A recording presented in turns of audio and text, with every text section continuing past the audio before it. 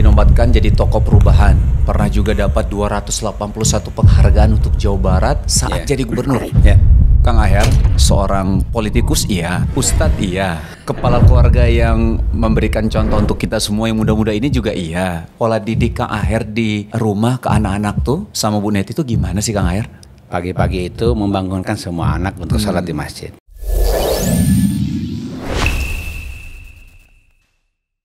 Bismillahirrahmanirrahim. Assalamualaikum warahmatullahi wabarakatuh.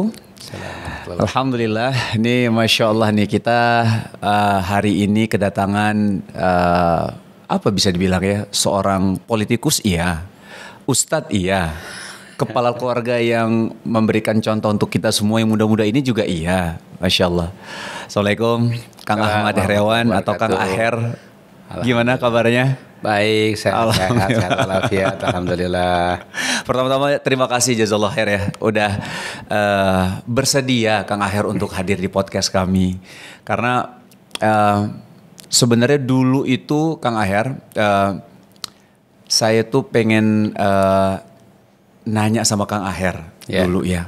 Bukan masalah perpolitikan memang, bukan. Tapi memang soal anak. Ini kita sebagai manusia nih ya, sebagai ya atau kita bilang sebagai orang tua, ketika memiliki anak, itu rasa penasaran kita dalam mendidik anak dengan ilmu tuh semakin besar gitu, Kang Aher. Dan salah satunya adalah ketika saya melihat videonya Kang Aher, bukan video Kang Aher, video seorang anak yang iktikaf di masjid. Itu saya pertama, Masya Allah, maksudnya, oh Masya Allah ya, seumur segitu aja dia udah iktikaf tanpa ditemani, ngaji sendiri, dia aktif. Dan itu bukan pernyataan dari anak itu sendiri, bukan saya iktikaf di sini bla bla bla bla, bukan kayak gitu, tapi itu adalah statement dari orang lain bahwa anak ini aktif, iktikaf, terus juga benar-benar mencoba untuk iktikaf kalau tidak salah 10 terakhir Ramadan ya Kang Aher. Sampai terakhir dari mulai hari pertama sampai Ramadan terakhir. Sampai Ramadan terakhir. Dan Masya Allah teman-teman semua itu adalah anak Kang Aher ternyata. Dan saya juga baru tahu waktu itu dari statement orang tersebut gitu. Yang mau saya tanyakan sebenarnya Kang Aher kan sibuk dengan dunia perpolitikan kalau kita bilang. Waktu itu kalau tidak salah menjabat gubernur Jawa Barat. Betul. Periode yang keberapa waktu itu? Periode yang kedua. Yang kedua ya, berarti sama Om Deddy Mizwar waktu itu ya? Betul, sama Om Deddy Mizwar. Kan ngurus Jawa Barat itu bukan perkara yang gampang juga, pasti sibuk banget juga gitu. Ibu Neti juga kan seorang yang cukup sibuk juga. Kang Aher memiliki 6 anak. 6 anak ini Masya Allah yang saya dapat info juga adalah setidaknya minimal hafal 3 juz Quran. Kang Aher ya. Nah, yang satu itu yang paling bungsu ternyata. Kalau nggak salah waktu itu SMP ya. Waktu SMP betul. Waktu itu SMP ya. Udah mulai sendiri iktikaf segala macam tanpa harus ditemani mungkin. Itu yang saya mau tanyakan Kang Aher, gimana sih sebenarnya pola didik Kang Aher di rumah ke anak-anak tuh sama Bu Neti tuh gimana sih Kang Aher?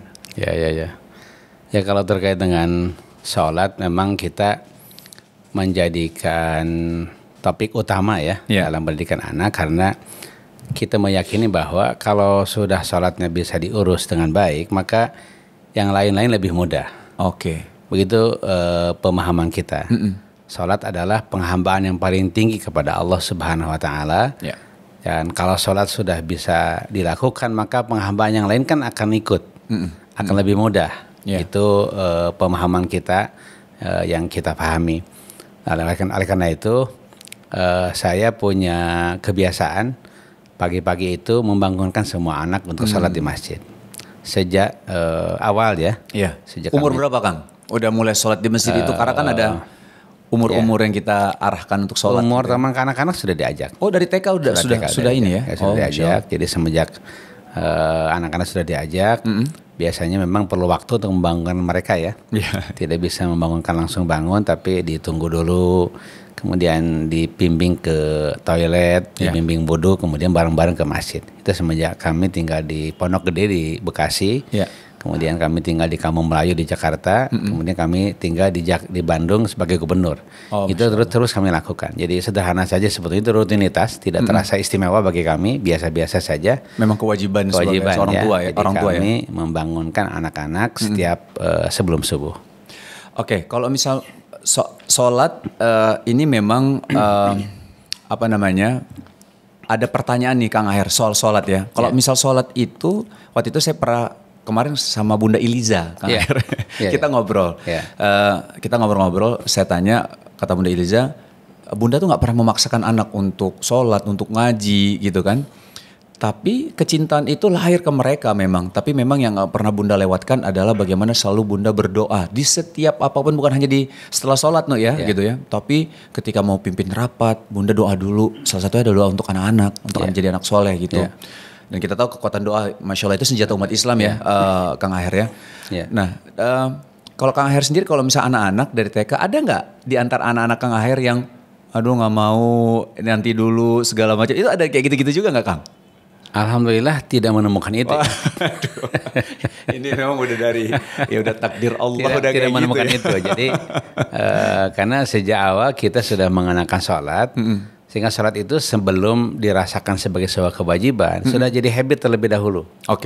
Jadi itu yang memudahkan. Oleh karena itu di waktu-waktu kecil memang saya sedikit agak memaksa.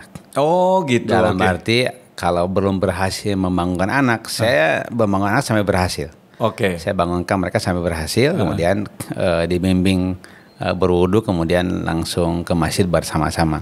Itu yang kita lakukan. Kalau doa tentu setiap saat selain doa kepada orang tua, yang memang itulah tanda kecintaan kita pada orang tua, khususnya setelah mereka wafat ya.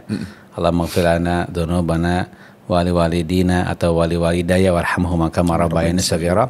Itu kita lakukan. Saat yang sama juga hal yang sangat bagus untuk tidak kita lupakan dan selalu kita lakukan, doa kepada anak juga, Rabbana hab lana min azwajina wa dzurriyyatina qurrata a'yun waj'alna lil muttaqina imama. Itu juga setelah sholat. Sebagaimana kita berdoa pada orang tua dan pada kakek nenek ke atasnya setelah sholat, maka pada saat setiap sholat juga untuk anak-anak juga khusus sebagaimana untuk kita sendiri.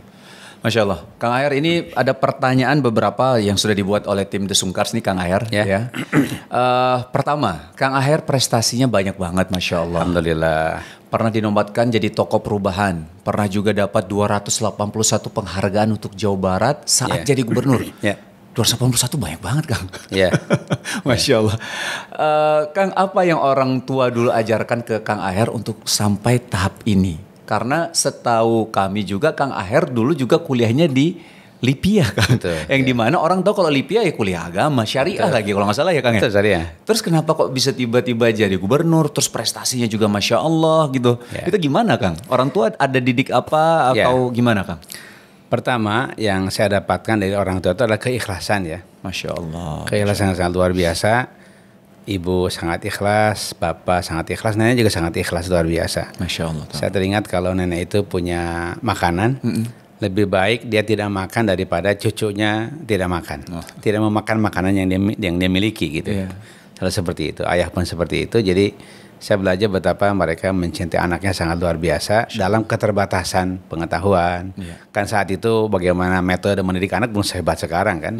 Ibu dan bapak juga nggak tahu juga seperti apa mendidik anak yang modern, yang mendidik yang bagus gitu. Yang ada adalah ya natural mereka, fitrah mereka menyayangi anak dengan baik. Dan kemudian yang saya rasakan adalah mereka menekankan ngaji ya. Jadi yang agama ya. Yang agama biasanya kalau sore itu dicari kan kita main-main kalau sore kan, apalagi di kampung main-main. Dicari sebelum maghrib, dicari untuk segera diingatkan bahwa sebentar lagi maghrib harus ngaji. Itu yang saya dapatkan. Yang lain-lain biasa-biasa saja. Saya sekolah di SD, mungkin bapak dan ibu serta nenek ya hampir tidak pernah menanyakan matematika kamu berapa nilainya. Kemudian IPA kamu berapa nilainya, hampir tidak menanyakan itu. Dan itu ternyata bagus-bagus saja. Saya ranking 1, ranking 2, ranking 1, ranking 2 di sekolah. Memang udah berprestasi. Alhamdulillah. Dan kemudian, tapi itu nggak pernah ditanya. Nggak pernah ditanya itu ya? Mau ditanya, yang ditanya adalah sholat belum? Ayo sholat, itu ditanya. Masya Allah. Itu dahsyatnya. Saya kira saya sampai menyimpulkan bahwa ternyata sholat itu sumber segala kebaikan. Dari sholat lah. Jadi mereka tahunya adalah bahwa anak-anak harus menjadi seorang mukmin, seorang muslim harus sholat. Itu yang mereka dapatkan, yang mereka pikirkan. Bahwa ternyata setelah itu harus sekolah, harus berprestasi, sekolah tinggi. Wah, itu cerita lainnya, dampak dari kebaikan yang paling asasi yaitu sholat tadi gitu. Bahkan orang tua nggak pernah kayak misalnya, wah kamu ranking 1 ya, itu nggak pernah ada apresiasi atau dari nenek, malah tidak ada apresiasi karena nenek buta huruf ya, tidak bisa baca tulis Latin, tapi dia guru ngaji. Masya Allah. Nenek itu guru ngaji Quran, tapi dia buta huruf Latin. Kalau ayah sekolah, sekolahnya ayah PNS, jadi PNS juga lulusan SD. Kemudian dapat persamaan saat SMP, persamaan SMA. Jadi waktu saya SMA, ayah saya persamaan SMP. Oke. Begitu. Jadi ada yang waktu saya SD, ayah saya persamaan SMP. Waktu SD. Kang Aher SD. Ayah saya persamaan SMP. Kemudian waktu saya SMP, ayah saya persamaan SMA. Kemudian ketika SMA ayah saya kuliah. Masya Allah. Seperti itu. Jadi kalau pendidikan ya seperti itulah di kampung gitu. Tapi yang saya dapatkan sekali lagi adalah kasih sayang yang sangat luar biasa. Mereka juga mungkin belum tahu cara menghargai prestasi anak ya, sehingga urusan prestasi ranking berapa jarang ditanyakan. Mungkin di akhir-akhir ketika di SMA ayah sering menanyakan itu, sering bangga gitu. Tetapi waktu di awal-awal nyaris tidak ada yang menanyakan itu. Justru yang ditanyakan adalah sholat belum, ngaji belum, kan begitu yang ditanyakan. Kalau misal dibilang kasih sayang, maksudnya pernah nggak Kang Aher dimarahin gitu sama ayah atau sama ibu, pernah? Ya pernah dimarahi. Marahnya itu karena tidak ngaji gitu, karena sholat kesiangan begitu. Itu marahnya sampai di situ. Karena sholat aja. Sholat ya. Kalau pelajaran gitu segala macam atau ada di luar ada perbuatan yang nggak disengaja. Ya tentu orang tua dengan pendidikan yang tentu saja tidak tinggi pada saat itu jarang banget mengoreksi, melihat, mengevaluasi pelajaran apa, prestasi apa, jarang banget ya. Alhamdulillah justru karena yang dikoreksi urusan yang pokok yaitu sholat ya. Pelajaran di sekolah jadi bagus juga. Masya Allah. Itu yang saya rasakan ya. Ternyata koreksinya sih lewat sholat, lewat ngaji, tapi dampaknya ternyata ke pelajaran dan lain-lain, sehingga ya di sekolah biasanya ranking 1, ranking 2 seperti itu biasanya. Itu yang ngajarin siapa Kang? Belajar sendiri aja? Sendiri aja belajar. Oh Masya Allah. Bukan orang tua. Kalau kita kan sekarang kayak saya sama istri ngajarin anak. Enggak itu ya, benar-benar belajar sendiri ya. Iya. Yang sekarang juga saya pada anak-anak juga sama begitu. Jadi nggak diajarin gitu Kang? Diajarin tetapi tidak ketat. Karena bagi saya anak-anak itu punya kemampuan masing-masing. Saya tidak pernah ngomel-ngomel ketika nilai anak jelek. Iya. Karena ada kemampuan masing-masing. Toh nanti pada saatnya juga akan baik sendiri gitu. Alhamdulillah seperti saya punya anak sekarang yang keempat itu sedang S2 di Jepang ya. Oh S2 di Jepang? Ya. Ambil apa Kang di Jepang? Ambil rekayasa nutrisi pakan ternak. Itu apa? S1, S2? S2. Ya, S1-nya di ITB. Oh Masya Allah. Iya. Dan prestasi dia ketika di SD, SMP, SMA biasa-biasa saja gitu. Tapi prestasi mulai muncul ketika di kampus gitu. Jadi saya selalu natural saja gitu. Anak malah jangan diomelin macam-macam. Pokoknya ketika dia sudah melakukan apa yang terbaik dan usaha terbaik menurutnya, ya kita biarkan, biar nyaman saja gitu. Nyaman, dan yang penting sholat, nasihat baca Quran, nasihat zikir itu tiap hari kita lakukan. Berlaku akhlak yang baik sama orang lain ya. Karena itu yang menjadi pokok kan. Bagi saya buat apa nilai bagus kalau perilakunya buruk kan begitu. Betul. Jadi lebih baik tentu ya perilaku bagus meskipun nilai masih biasa-biasa, atau pada akhirnya si nilainya akan ngikut ya. Insya Allah. Itu terbukti ya. Terbukti ternyata ketika di SD SMP-nya biasa, tapi SMA-nya mulai kelihatan itu seperti itu. Ya, itulah perkembangan anak-anak kita. Yang bagus tentu ya konstan dari mulai SD, SMP, SMA. Tapi ya tadi konstan dipaksakan kan juga dia merasa terpaksa, mendingan natural saja sehingga nyaman gitu. Ternyata anak itu ketika dibandingkan nggak enak bagi anak. Iya betul. Ketika tuh lihat kakak kamu nggak enak bagi anak gitu. Jangan dibanding-banding karena anak diciptakan masing-masing. Betul. Tidak ada anak yang diciptakan sama, khas seluruhnya. Karena dan hebat seluruhnya. Hebat dan khas seluruhnya. Karena hebat dan khas seluruhnya biarkan mereka tumbuh berkembang dengan sendirinya. Kami di kampung ya waktu itu, meskipun di perkampungan hidup di kampung, tapi ada latar belakang aktivis. Ayah saya itu pengagum Bung Karno. Oh, Masya Allah. Ya. Sementara ibu itu pengagum Maksumi. Muhammad Nasir dan lain-lain. Dua darah itu ngalir di diri saya. Sering diceritakan. Ada narasi tentang ada itu narasi. gitu ya. Kadang ada perdebatan karena yang satu PNI, yang satu Maksumi.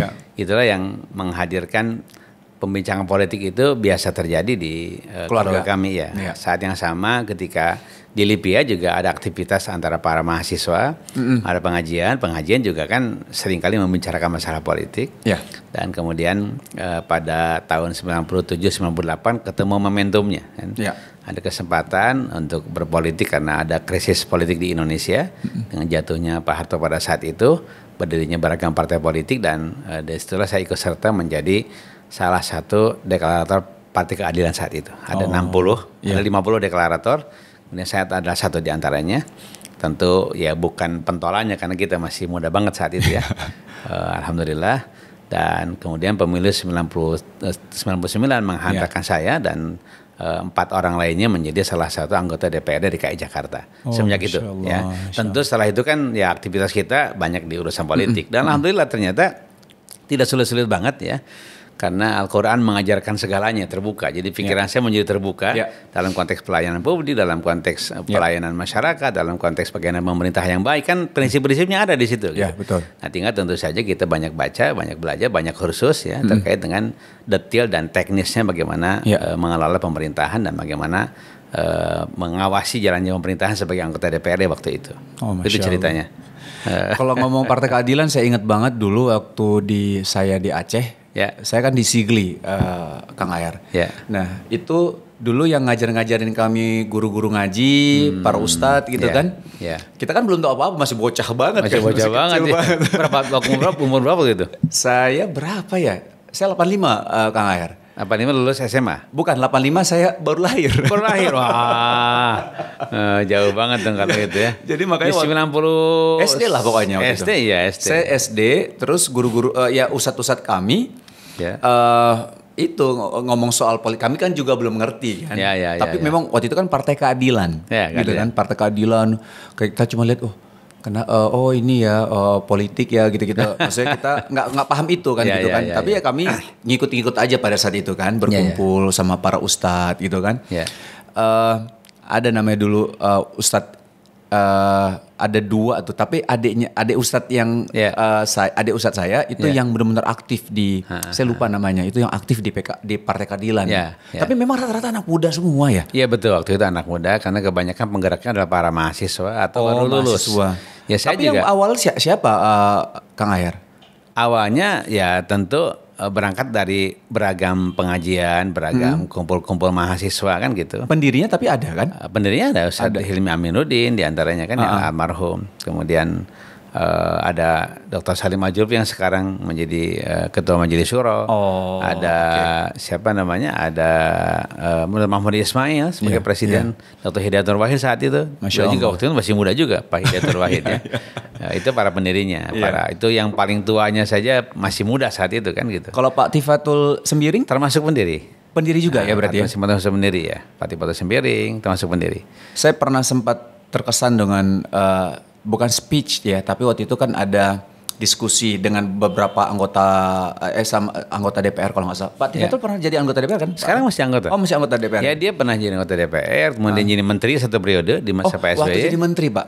Waktu jadi menteri. Terus sekarang anggota DPR lagi sekarang. Iya. Jadi waktu itu ada diskusi dari pihak lawan memang agak biasa kalau diskusi kadang-kadang ada yang panas gitu ya ngomongnya lumayan ini. Tapi nggak tahu kenapa saya cukup terkesan dengan bagaimana gayanya Pak Tifatul menanggapinya dengan tenang, nggak terpancing emosinya. Terus ada pantunnya waktu itu? Belum ada pantun ya? Nggak pantun waktu itu. Nggak pantun. Kalau sekarang dia tidak pernah berbicara kecuali pakai pantun dulu. Pakai pantun ya. Ya Masya Allah lah. Nah kita tadi sedikit pembahasan tentang dunia perpolitikan nih, bagaimana Kang Aher yang dulunya seorang anak kampung dari Sukabumi ya. Anak kampung dari Sukabumi, sekolah, memang mendalami agama, sampai akhirnya menjadi seorang politikus. Itu memang tadi jalannya secara singkatnya ya teman-teman semua. Dan ini Kang Aher ada beberapa pertanyaan lagi yang sudah disiapkan oleh tim The Sungkars ya. Ya. Nih kalau di media sosial saya lihat kemana-mana sering bareng istri, gitu ya. Kalau bisa kata tim kami romantis banget. Gitu. Emang kalau Kang Aher sama istri itu emang seromantis itu atau memang ini kan ajaran Islam juga seperti itu, bagaimana kita harus romantis kepada istri kita. Emang kayak gitu Kang? Emang begitu keseharian kita seperti emang itu. Emang nggak dibuat-buat ya? Emang kayak gitu. Nggak dibuat-buat ketara lah. Iya. Nggak dibuat-buat memang seperti itu. Jadi kita belajar dari Rasulullah kan. Iya. Rasulullah sallallahu alaihi wasallam mengajarkan khairukum li ahlihi wa ana khairukum li ahli. Sebaik-baik kalian adalah kalian yang terbaik perlakuannya pada istrinya. Dan akulah orang yang paling baik memperlakukan istri gitu. Begitu kata Rasulullah kan. Ya. Nah kita pelajari ternyata ya romantisnya Rasulullah bersama istrinya luar biasa. Masya Allah. Jadi makan sepiring berdua, mengucapkan cinta padamu setiap hari, kan luar biasa. Sampai Rasulullah ketika makan jilat-jilatan kan gitu. Jadi jari dia dijilat oleh istrinya, istrinya dipegang dijilat oleh dia. Sampai mengatakan bahwa boleh jadi yang menjadi keberkahan dan ketaatan kepada Allah adalah sisa-sisa makanan itu. Masya Allah. Makanya karena istrinya taat pada Rasulullah SAW.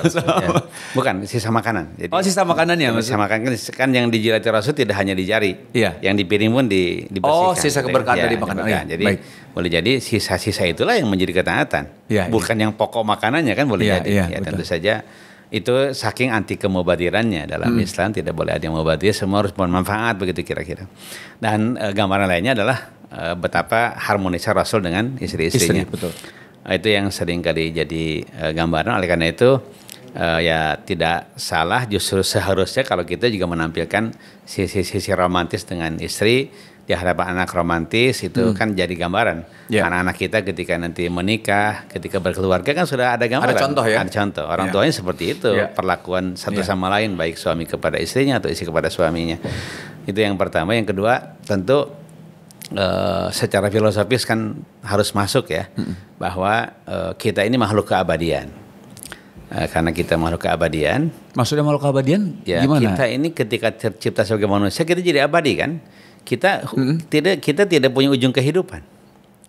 Ujungnya itu seseorang yang beriman di surga, yang tidak beriman di api neraka itu kan. Maksudnya abadinya nanti di sana gitu. Abadi ya. Pak. Kita makhluk keabadian. Jadi sepanjang kita atau sejak kita diciptakan oleh Allah sebagai manusia, maka kita menjadi makhluk abadi. Gak mungkin kehidupan ini di stop. Ya, masalahnya adalah terminal akhirnya di mana gitu. Betul. Ya tentu sebagai yang beriman kita insya Allah terminal akhir kita di surga insya Allah. Amin. Nah karena hidup kita seperti itu, maka keluarga pun bersifat keabadian. Jadi dibawa apa enggak gitu. Ya, jadi suami istri di dunia juga suami istri di akhirat gitu. Ya.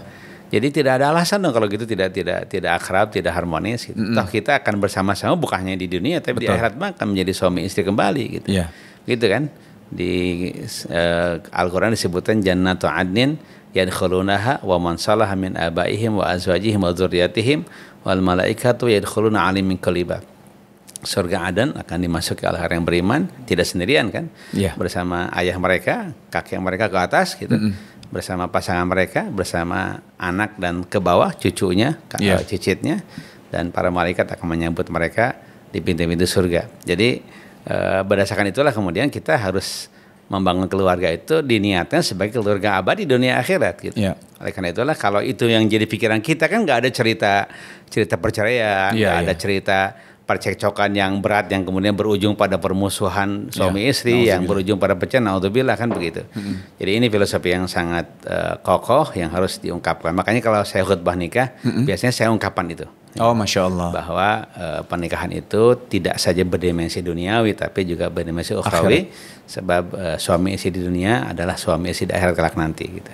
Dan harus memang memiliki visi yang sama ya? Iya, seperti Kang itu Aher, ya. Saya khawatir kan banyaknya perceraian itu mungkin gambaran ini tidak tergambar gitu. Makanya nampaknya dalam nasihat perkawinan harus hadir situasi ini gitu. Iya. Jadi pernikahan itu bukan perkara biasa. Betul, di dunia sebagai penyempurna separuh agama. Betul. Ya, separuh berikutnya setelah pernikahan. Ya. Dan di akhirat menjadi sebuah keabadian. Jadi pasangan suami istri kembali kira-kira begitu. Masya Allah.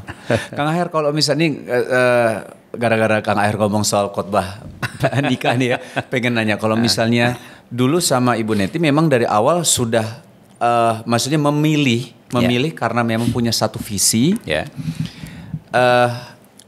Apakah itu iya seperti itu? Ya. Dan kalau misalnya ada orang yang memang setelah nikah dia baru tahu bahwa dia tidak sevisi, itu bagaimana, Kang?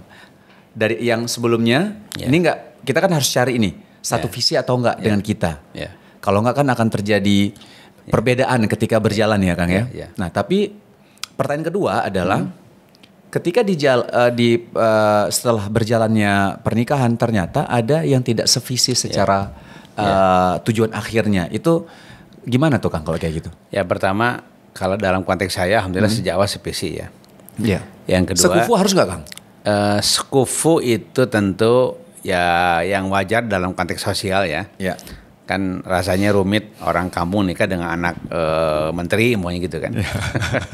Kan ya sekufunya jauh gitu meskipun. Nah, sekufu itu ya sebanding supaya karena ada kesebandingan dalam konteks sosial ekonomi nanti menjadi lebih mudah untuk membangun chemistry-nya gitu. Itu aja sekufu. Sekufu dibahas oleh para ulama dengan baik karena tentu ketidaksekufuan juga ada masalah. Iya, betul. Ada masalah, kita khawatir. Tapi banyak juga yang dalam pandangan manusia tidak sekufu, ternyata ketika menikah malah jadi sekufu, jadi bagus ada gitu. Tetapi menghadirkan atau melihat hukum sosial secara kebanyakan, sekufu itu menjadi sebuah ikhtiar yang diikhtiarkan untuk membangun pernikahan yang harmonis gitu ya. Kalau apa tadi? Yang frekuensi. Dari awal memang harus satu visi. Dari awal tentu satu visi. Boleh jadi ada visi yang berlainan, tapi kan itu bisa dipertemukan dalam perbaikan-perbaikan kefahaman ke depan.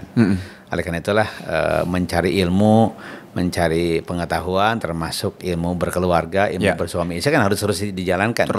Sehingga ketika ada visi atau frekuensi yang berbeda, yang katakanlah kurang pas, bisa diselesaikan dengan ya kedua-duanya sering berdialog, kemudian masuk ke pengajian tentang bagaimana cara pandang agama terhadap pernikahan. Saya kira bisa diselesaikan itu.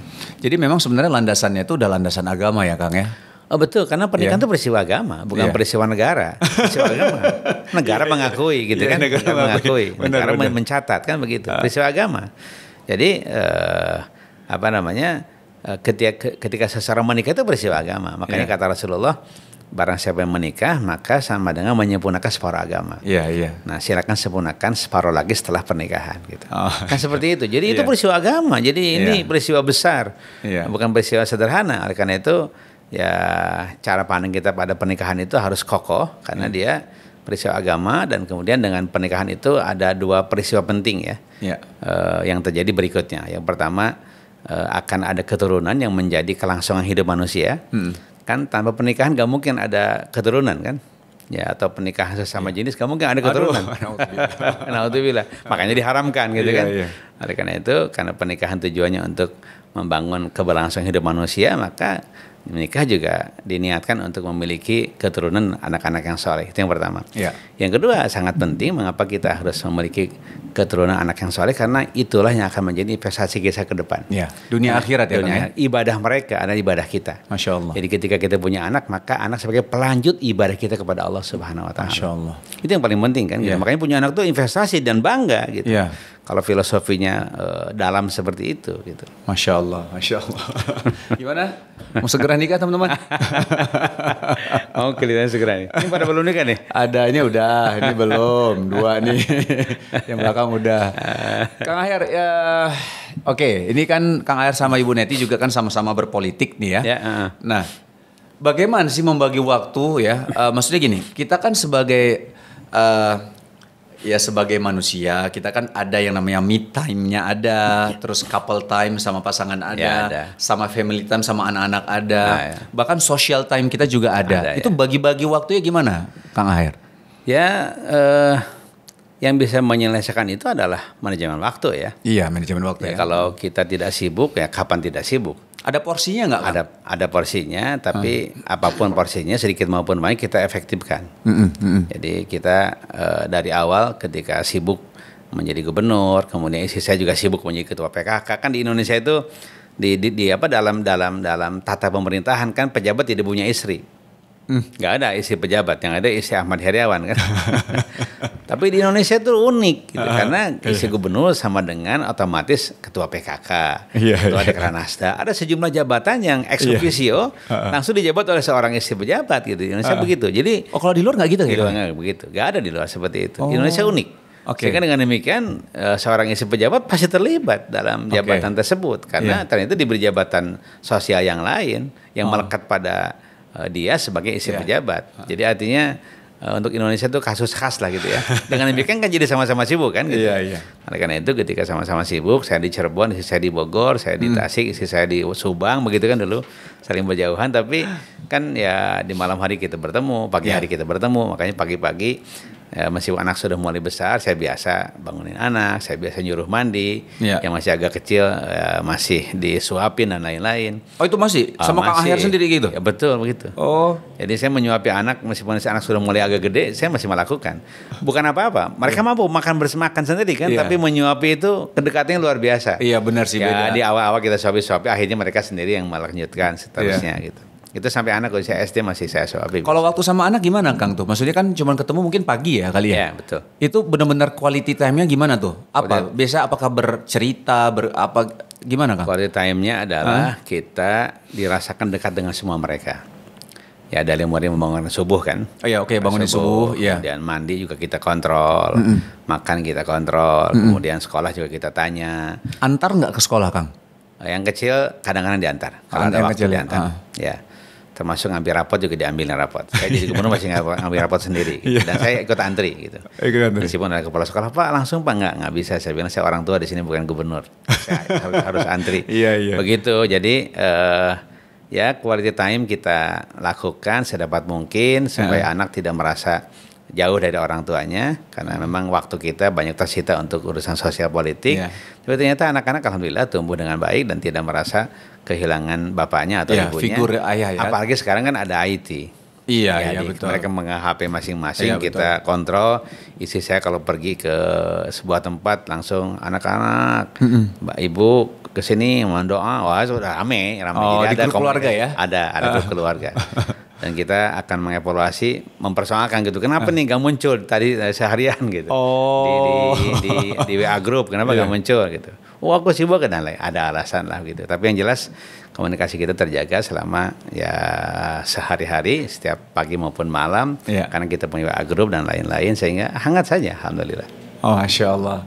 Nah tadi kita udah cerita juga tentang anak Kang Aher ya, yang bagaimana iktikaf itu berarti kan pendidikannya memang dari dulu Kang Aher membiasakan anak-anak untuk sholat gitu ya.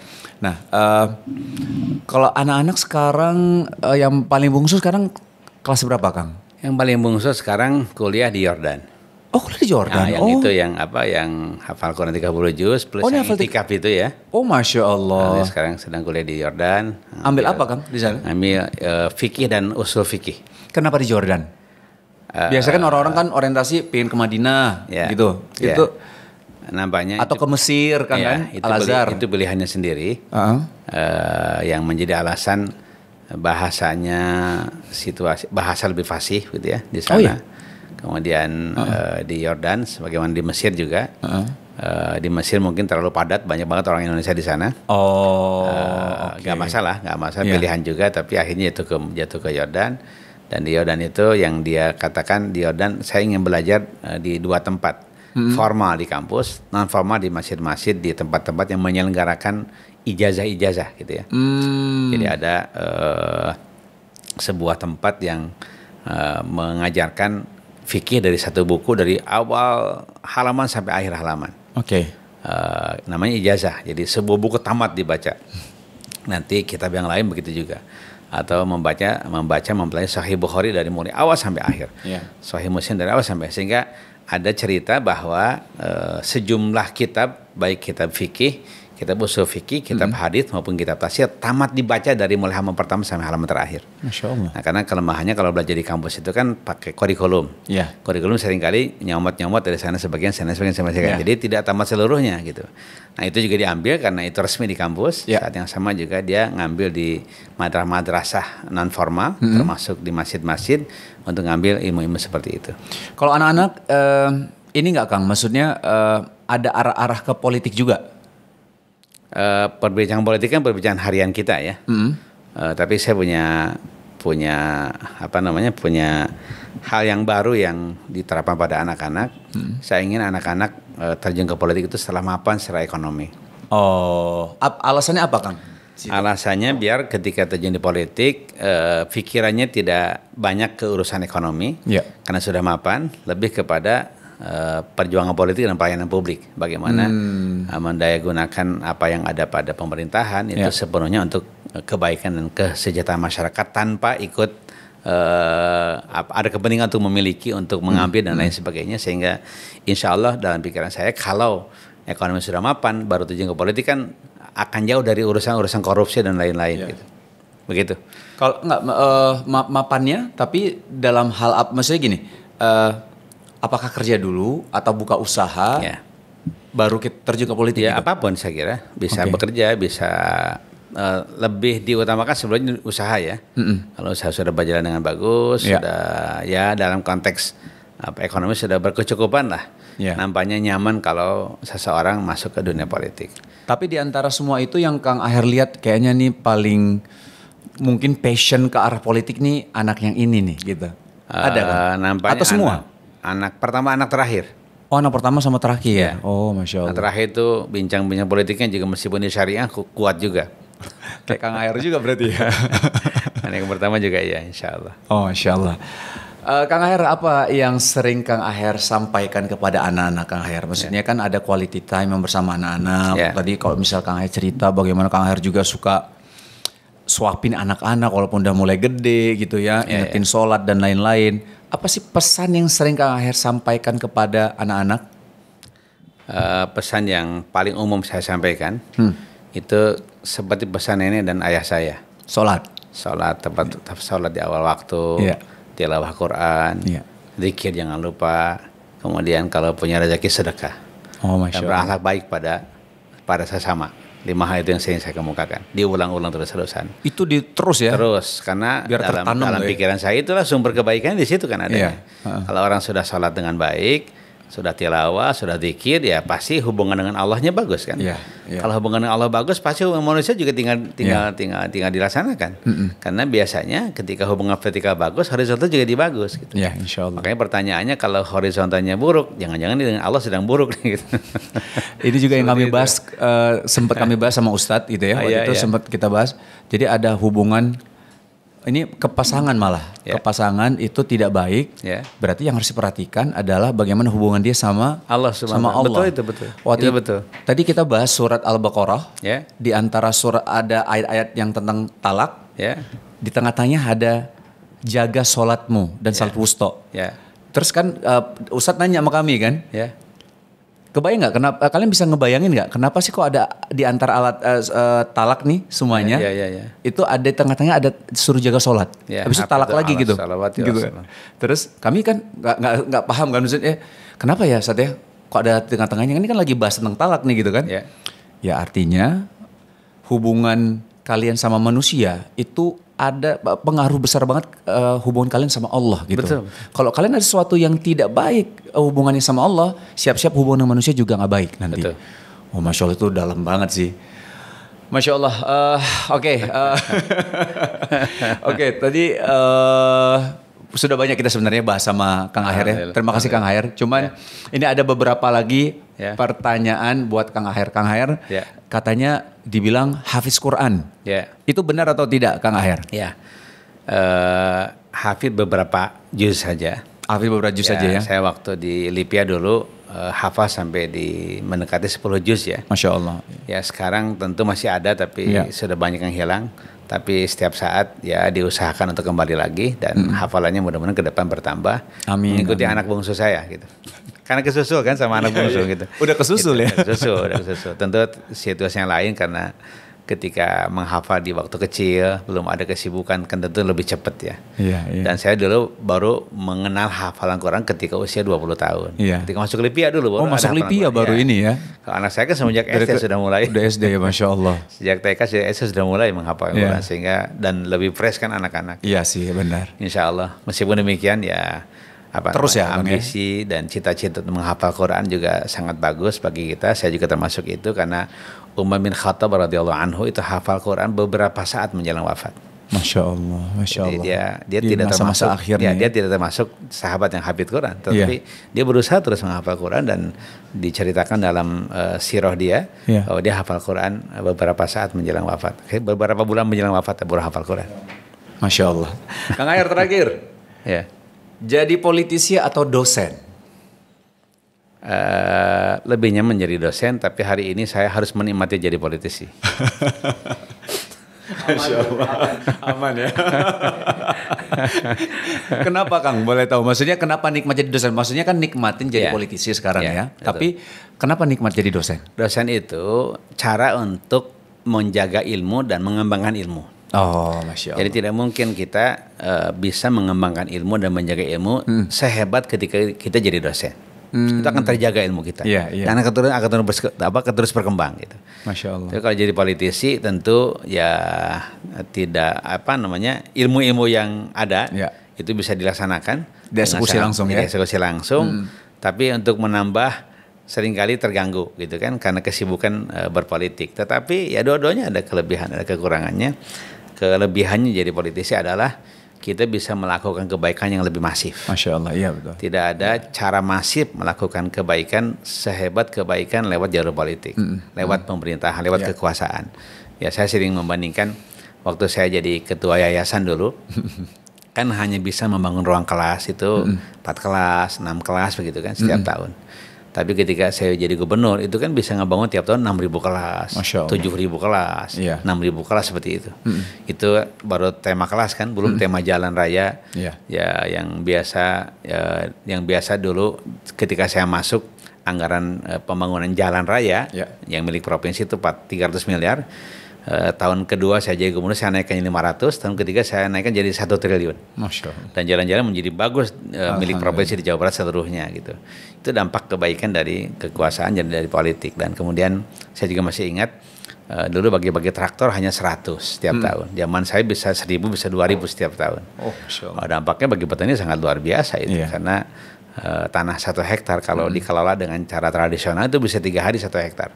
Pakai traktor hanya 3 jam saja selesai. Masya Allah. Produktif jadinya ya. Sekali. Masya Allah. Oke, Kang Aher, Masya Allah. Terima kasih jazakallah khair ya, Kang Aher atas sharing-sharingnya di sini, nasihatnya, ilmunya juga. Dan Kang Aher ini pecinta kopi teman-teman. Ya, Masya Allah banget. Makanya tadi mungkin kalau teman-teman lihat kok gelas Kang Aher ada 2, 1 kopi, 1 air putih. Baik Kang Aher, sekali terima kasih ya Kang Aher ya. Alhamdulillah. Oke teman-teman, sekian ya. Insya Allah mudah-mudahan apa yang disampaikan oleh Kang Aher itu bermanfaat untuk kita semua ya. Barakallahu fikum. Wassalamualaikum warahmatullahi wabarakatuh.